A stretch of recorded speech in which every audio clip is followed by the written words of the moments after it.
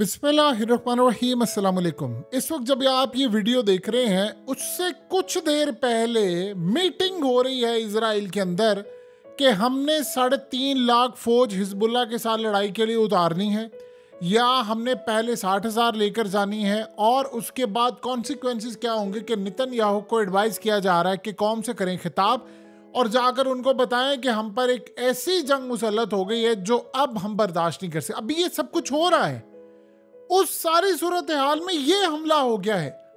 ये जो ड्रोन हमला इस दफा हिजबुल्लाह की जानिब से हुआ है, ये अब तक का सबसे खतरनाक हमला है। बज़ाहिर आपको नजर नहीं आ रहा कि हल्का सा ये मनाजिर देखिए जरा, ये इजराइल की एक मिलिट्री बेस है, वहां से आपको धुआं उठता हुआ नजर आ रहा है। अब आप अगर गौर करेंगे तो आपको ये लगेगा कि ये तो वैसे छोटा सा एक हमला है, ये सबसे खतरनाक हमला है। और ये हमले में हुआ ये है कि कई इजरायली फौजी मारे जाने की अभी इतलात है, उनके जख्मी और ऐसे जख्मी हैं जो दोबारा लड़ने के काबिल नहीं रहेंगे। अब हुआ क्या है इस हमले में, क्या ऐसी खासियत है इसमें? बड़ी अजीबोगरीब सूरत हाल ये है कि हमले से पहले जो माहौल बना था वो एक हंगामी मीटिंग थी। ये असल में बड़ा कॉम्प्लेक्स हमला हुआ कि जब ये हमला आकर इनकी मिलिट्री बेस पर हुआ, ये ड्रोन था, तो वहां पर डिटेक्ट नहीं हुआ, और दूसरा उसने वहां पर जो सायरन और जो फिजा के अंदर चीज होती है उसको जैम कर दिया पूरे का पूरा। यानी ये वो चीज सबसे ज्यादा इसराइल को खटक रही। इन्होंने किया है एक तजर्बा छोटे लेवल पर, इन्होंने वहां से ड्रोन मारा और ड्रोन आया फिजा में उड़ता उड़ता उड़ता यहां तक आ गया, और यहां पर आकर उसने हिट किया पूरी फिजा में। ना किसी को पता चला, ना कुछ सायरन बजा, और ना ही रेडार सिस्टम पर आया, ना इसको वो डिटेक्ट कर पाए। असल में वो डिटेक्ट ना होने का मतलब ये है कि इन्होंने उनका कम्युनिकेशन सिस्टम सारे का सारा जैम कर दिया। उसने जाकर सीधा टारगेट किया और वहां पर तबाही हुई। यहां तक मामला नहीं रुका। जब ये हमला हुआ तो उसके बाद फोर्सेस आई रेस्क्यू करने के लिए। पहला जब हमला होता है, अब जब हमला हुआ तो वहां से इन्होंने यानी उठा रहे थे जख्मियों को और जो जान से उन सबको ले जा रहे थे, एक और आकर हमला हो गया वहां पर। अजीबोगरीब सूरत हाल है, उन्हीं के ऊपर दोबारा हो गया हमला आकर, और कितने लोग मारे गए हैं, कितनी तबाही हुई है, ये तो कुछ अरसे के अंदर यानी कुछ घंटों में फिगर्स पता चल जाएंगे। लेकिन जब दूसरा हमला हुआ तो उसके बाद वो कह रहे थे कि गाड़ियों ने तमाम चीज़ों की बजाय हेलीकॉप्टर्स भेजे गए, और उन्होंने आकर वहां पर जख्मियों को और वहां पर जितने लोग हैं उनको उठाया। और अब तक का ये इजराइल के लिए सबसे ज्यादा तबाहकुन हमला बताया जा रहा है। इतना तबाहकुन हमला ये बताया जा रहा है, इतना ज्यादा तबाहकुन हमला ये बताया जा रहा है कि वो कह रहे हैं कि हमें ऐसा लगता है कि हमारे हाथ से सब कुछ निकल गया है। ना सायरन बजे, ना सिस्टम एक्टिवेट हुआ है, ना कोई और सूरत हाल है, और यहाँ पर हमारे एक ही छोटे से ड्रोन ने, यानी आप इस ड्रोन की अगर कीमत देखेंगे तो ज्यादा से ज्यादा पाकिस्तानी को 1.25 लाख 1.5 लाख के करीब ये ड्रोन होगा। या अगर बहुत ही अच्छी एडवांस क्वालिटी का भी अगर आप देखें तो 2.5 लाख से ऊपर का ये ड्रोन नहीं है, यानी 1.5 से 2.5 लाख के दरमियान। आप इसको 2 लाख लगा ले, 2 लाख रुपए का एक ड्रोन आकर हिट करता है और उसमें आपके 25-30 के करीब मारे जाएं, जख्मी हो जाए, आपकी बेस उड़ा दी जाए, आपका सारे का सारा सिस्टम जैम कर दिया जाए, सायरन कोई ना बजे, कम्युनिकेशन सिस्टम रोक दिया जाए, तो आप अंदाजा कर सकते हैं। असल में ये 2 तरह का हमला था। पहले साइबर एक हमला होता है, एक साइबर हमले के अंदर आप पहले उनका पूरे का पूरा सिस्टम डीएक्टिवेट करते हैं, देन आप ये काम करते हैं। अब लेट से ये सारा सिनेरियो 1 मिनट के लिए आप देख लें कि ऐसे ही हुआ है, और उसके बाद आप आने वाले तूफान को 1 मिनट के लिए सोचें। इजराइल इस वक्त जंग की तैयारी कर रहा है हिजबुल्लाह के साथ। उन्होंने कहा हमने जाकर हमला करना है। अब आप सोचें, जो मिलिट्री बेस के ऊपर और पूरी फिजा में सारे का सारा कम्युनिकेशन सिस्टम जैम कर सकते हैं, वो पहले सिस्टम जैम किया और देन उसके बाद हमला किया। अब ये बताइए कि आपको कहां से लगता है टेक्नोलॉजी आई है? आपने अभी हालिया गौर किया है कि अमेरिका के राइटर्स ने, यानी कई जो थे, उन्होंने किताबें लिखी, उन्होंने कहा चाइना ने ताइवान पर हालिया जो एक स्ट्रेटजी बनाई है वो क्या है?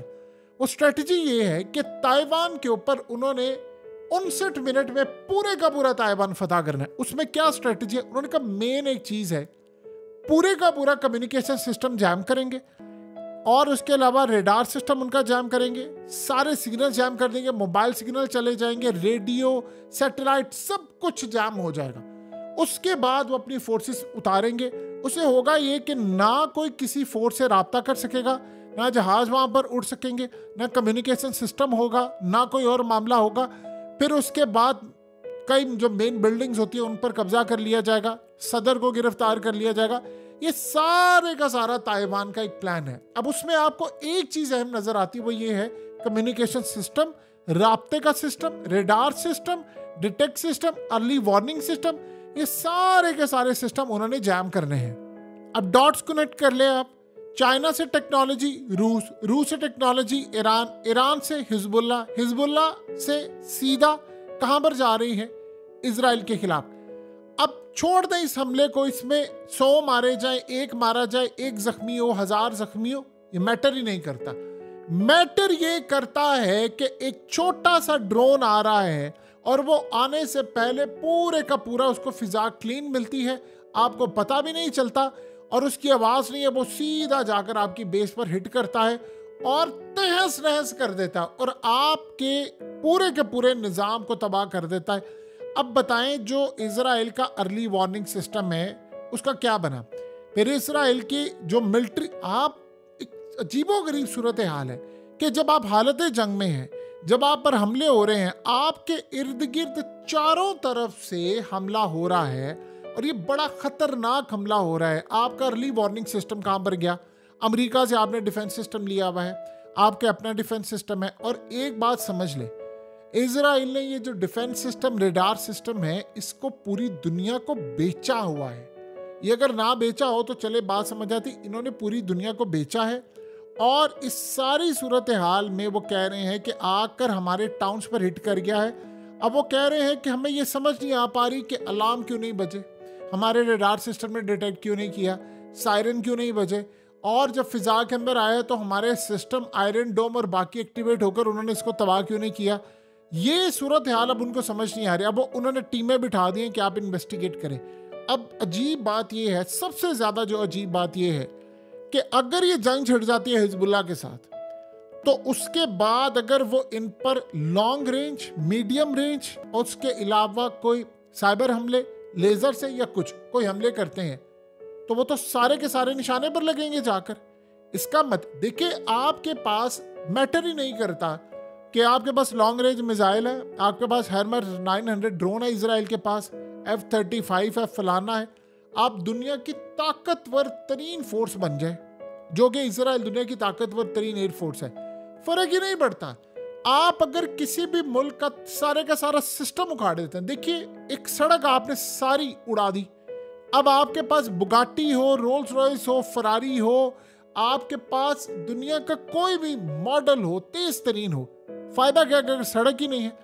आप एग्जैक्टली इसी तरह आप दुनिया की तमाम तर फोर्सेस, तगड़ी ट्रेनिंग, यानी दुनिया का आप नाम ले ले, यू नेम इट, और उसके बाद आपने वो लगाया हो, लेकिन जब आप जंग में उतरे तो आपका सारा कम्युनिकेशन सिस्टम ही जैम हो जाए, आप मिसाइल ना मारने जोगे हो। अब अगर ये उन्होंने काम क्या किया है, ये पहले कभी भी नहीं हुआ। आप गौर करें, पिछले काफी अरसे से अजीबोगरीब सूरत हाल है, इनके आयरन डोम तबाह हो रहे हैं।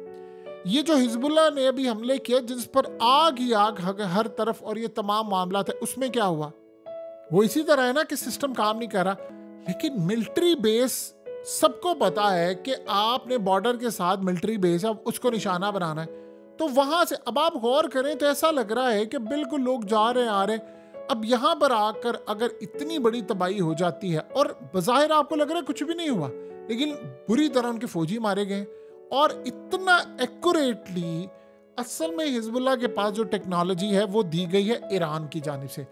ईरान ने पिछले काफी अरसे में सिर्फ एक चीज पर काम किया है, सबसे ज्यादा क्वांटिटी पर काम नहीं किया, क्वालिटी पर काम किया। उनके जो मिसाइलों की रेंज है वो रेंज बड़ी है, प्लस उन्होंने साइबर के अंदर अपने आप को इंप्रूव किया, प्लस जो एक्यूरेसी है दुनिया में सबसे ज्यादा, याद रखिएगा, अगर आपके पास एक्यूरेसी ना हो तो आप फिर काम नहीं कर सकते। आपका एक ड्रोन उड़कर आ रहा है और एक कमरे में बैठे हुए 10 से 15 आपके फौजी हो, और वहां पर आकर या बेस के ऊपर आप उनको उड़ा जाएं, बताएं इससे ज्यादा सबसे बड़ी कि वो इंटेलिजेंस मालूमात इन तक पहुंची कैसे है।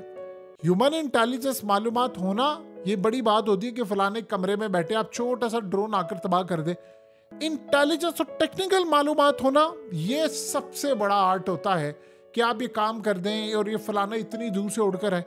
यानी पूरे इस्राइल में कोई सिस्टम ही नहीं है। अब उन्होंने क्या किया, उन्होंने टेस्ट किया है बड़े हमले से पहले। उन्होंने आज असल में इनको पैगाम दिया है कि आप जंग में कूदेंगे, हम आपका जो हशर करेंगे आपको अंदाजा भी नहीं है। आप बताइए कि इस वक्त आप जरा ये मनाजिर देखिए, इजराइल की फोर्सेस के साथ उनके डिफेंस मिनिस्टर और ये बाकी तमाम लोग जाते हैं, नेतन्याहू है और बाकी तमाम लोग, वो वक्तन फवक्तन जा रहे हैं और बॉर्डर पर जाकर कभी किरियात शमूना कभी कहाँ पर जाकर विजिट करते हैं, मीडिया से बात करते हैं, हम बेफिक्र हम ये कर देंगे वो कर देंगे।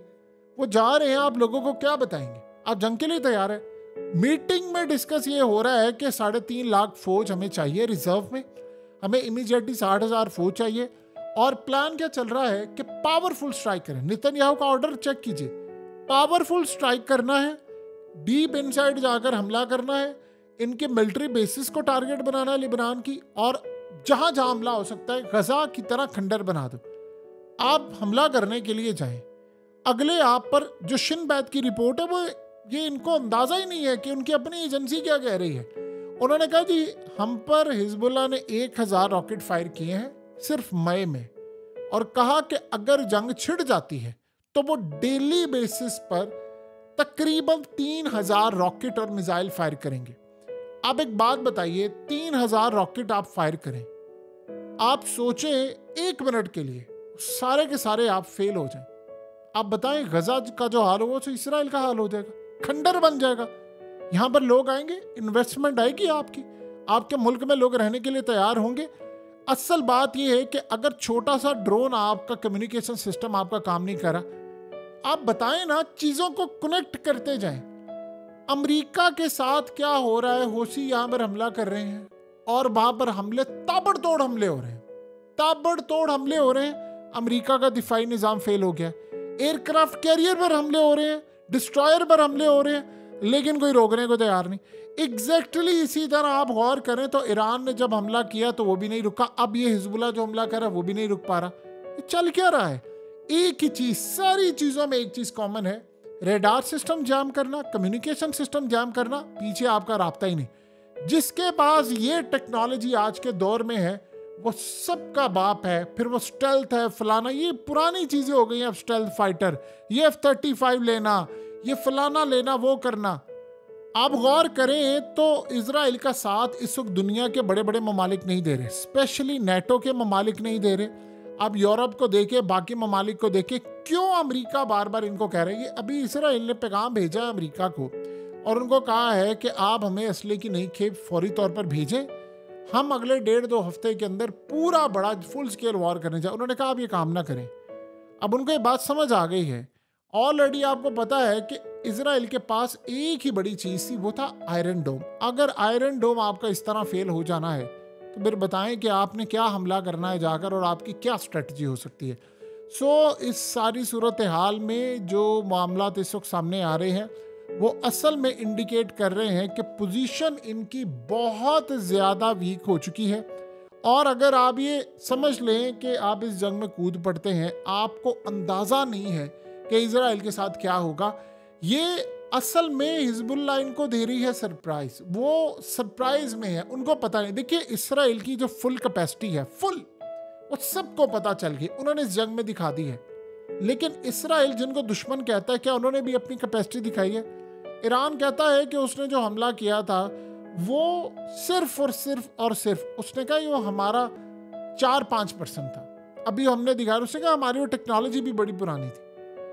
ये असल में आपकी ताकत होती है कि आप इतनी बड़ी फोर्स बन जाए कि आप अगले बंदे को ना देखिए। आपके और हमारे लिए एक हमला है जो मिलिट्री लेवल पर इंटेलिजेंस एजेंसियां इसको काउंट कर रही हैं, खाली इजराइल की नहीं, ईरान की नहीं या हिजबुल्लाह की, दुनिया की इंटेलिजेंस एजेंसियां आज देख रही हैं। ये छोटी से छोटी रिपोर्ट जो होती है वो आगे बताई जाती है, मीडिया पर आए ना वो कहते हैं ये क्या हो रहा है, इनके पास कहां से टेक्नोलॉजी आ गई। यानी आप सोचें, लेट्स से F-35 तैयार है इसराइल के उड़े और वो कहें जी हम लेबनान में करने जा रहे हैं स्ट्राइक। आप लेबनान में दाखिल हो, आपका कंट्रोल टावर से राब्ता मुनक़ता कर दिया जाए, क्योंकि आपको पीछे बताना पड़ता है कि हम आगे आगे, वो आपको बताते हैं इधर स्ट्राइक करें, फिर आप वहां पर जाते हैं तो आपको हिट कर दिया जाता है, आपको वापसी का पता ही नहीं है, आपका कंट्रोल टावर से राब्ता मुनक़ता। और सबसे बड़ी, जो सबसे खतरनाक चीज़ है जिसका अभी तक किसी को नहीं पता, याद कीजिए ईरान ने क्या कहा था। ईरान ने कहा था कि हम एक ऐसा हमला करेंगे अब दोबारा, अगर इन्होंने हम पर कोई स्ट्राइक करने की कोशिश की, वो हमला आज तक दुनिया में कभी किसी ने ना देखा होगा ना सुना होगा, हम ये काम करेंगे। अब हमला तो हमेशा समझते हैं कि जी कोई न्यूक्लियर होगा फलाना, वो तो सारी दुनिया ने देखा हुआ है, जापान के ऊपर और हिरोशिमा पर, तो वो एक ही होता है ना, EMP हमला। अब लेट्स से इजराइल की हिजबुल्लाह से जंग छिड़ जाती है और हम सब देखते हैं कि इसमें EMP हमला हो जाता है, जिसमें आपके इलेक्ट्रिक ग्रिड सारे के सारे जल जाते हैं, बिजली आपके मुनक़ता हो जाती है, फिर आप पर हमला होता है, फिर क्या होगा? इनको अंदाज़ा नहीं है कि ये कौन सी जंग लड़ने के लिए जा रहे हैं। हिजबुल्लाह ने पिछले एक हफ्ते के अंदर बहुत ज़्यादा हमले तेज़ कर दिए और वो इस नहज पर ले आए हैं कि इसराइल अब उनके खिलाफ जंग के लिए पूरी तरह तैयार है। क्या उनको नहीं पता कि बमबारी होनी है? इन्होंने आकर हमारे सिविलियन मारने, इन्होंने बिल्डिंग्स गिरानी है। जिन्होंने गजा में किसी का लिहाज नहीं किया, वो किसी सगे बाप का लिहाज करेंगे तो फिर क्या होगा? असल में उनके पास बड़ी ताकत है, वो इनको घेर कर मारना चाहते हैं और ये सूरत हाल बड़ी खतरनाक है।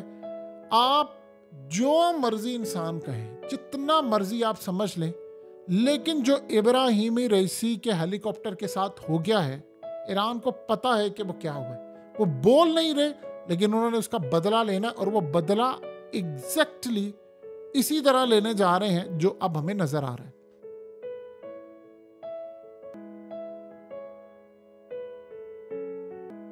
हकीकत टीवी को सब्सक्राइब करना मत भूलें, वीडियो को लाइक करें, शेयर करें और कमेंट सेक्शन में अपनी राय का इजहार ज़रूर करें।